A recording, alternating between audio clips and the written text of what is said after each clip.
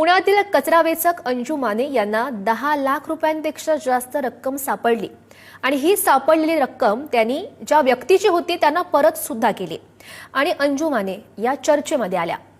याबाबतचा हा पुढारी न्यूजचा special report.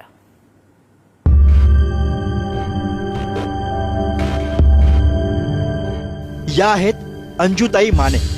पुण्यात कचरा वेचण्याचे काम करतात। नेहमीप्रमाणे शहरातील कचरा वेचण्यासाठी अंजुताई घराबाहेर पडल्या। कचरा वेचता वेचता त्यांना एक पिशवी सापडली। बघतात तर काय, या पिशवीत थोडे थोडके नव्हे तर तब्बल 10 लाख रुपये होते। कचरा खूप साचला होता ना गाडीपाशी, मग मी सगळं टाकलं कचरा त्यामध्ये। ती गाडी तो बी कचरा टाकला, औषध गोळ्या असं झालं तर गोळ्याचं औषध असताना तर म्हणलं अरे बापरे आपलेच मेडिकलवाले आहेत औषध गोळ्या, म्हणून त्या मुलाला मी बोलले आपल्या कचऱ्यामध्ये बॅग आहे बघ। मग त्या मुलांनी त्या वाचलं पुस्तक